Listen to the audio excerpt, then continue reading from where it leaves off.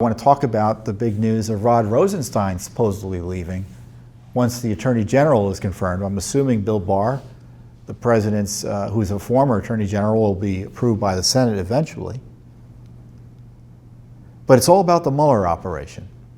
Now, it was reported this week that Bill Barr is a close friend of Robert Mueller. Well, there you go. I didn't think that the Attorney General was going to do anything that would constrain the Mueller investigation, but the fact they're friends confirms that nothing's going to happen.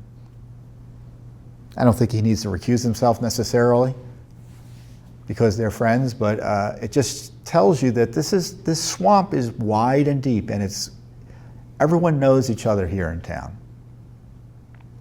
So I just don't see, and I'm sure the president's going to be disappointed that his Attorney General is going to do much to constrain Mr. Mueller. Rod Rosenstein is leaving, and he's someone who's gotten away with a lot. Remember, he's responsible for appointing the Mueller special counsel, even though he recommended that Comey be fired.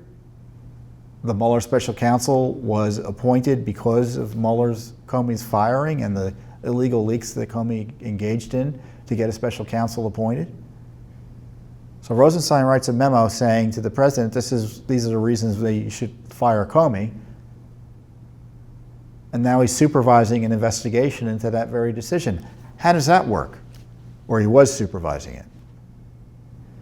And then it came out a few months ago that he was talking about deposing the President of the United States. I don't mean deposing him by questioning him like in a deposition. I mean deposing him the way you do a king, using the 25th Amendment, constitutionally speaking, to remove the President, the number 2 at the Justice Department, and supposedly joking about taping the President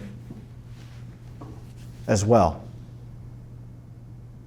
And of course, Rosenstein signed on to one of these shady FISA warrant applications that were used to defraud the FISA courts and improperly use and dishonestly use the Clinton DNC-funded Russia smear campaign operation document called the famous, the dossier. And Rosenstein has been a brick wall, a stone wall, I should say, built a stone wall in terms of not cooperating with Congress or, frankly, Judicial Watch and getting access to information about all those scandals. So he's no longer supervising Mueller, acting AG Whitaker is, but now he's going. Now he's going. So in the meantime, I know we've got this big the border wall fight in town, but the other crisis is the continued harassment of the President of the United States by the Mueller operation.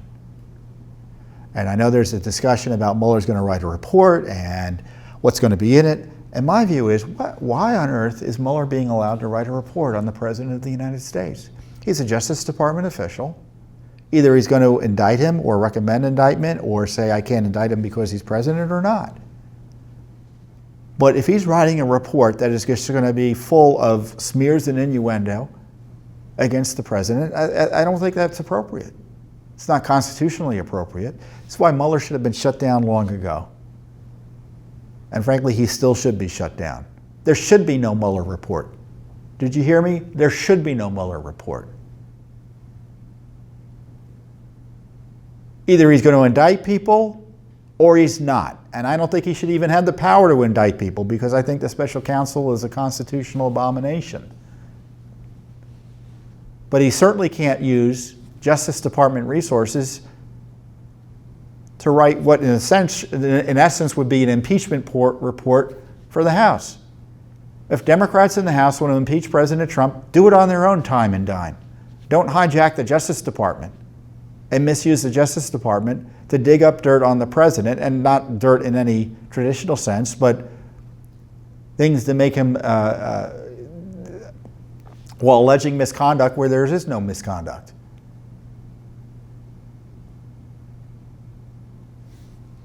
So it's going to be interesting to see what happens there. I know the president will probably fight a Mueller report and try to have a counter report. I don't think that's going to be successful because the the left isn't going to care about what the president thinks about all this or what his point of view is. I mean, it's good to get his point of view across, but it's not going to stop the Democrats from trying to impeach him if that's what their plan is, which I think that is what their plan is.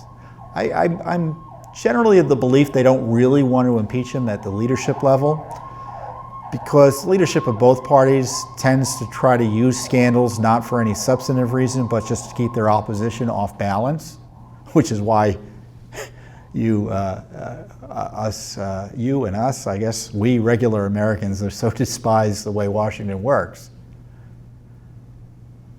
But there are a significant number of Democrats who feel strongly about it, and I think there's going to be an impeachment effort against President Trump.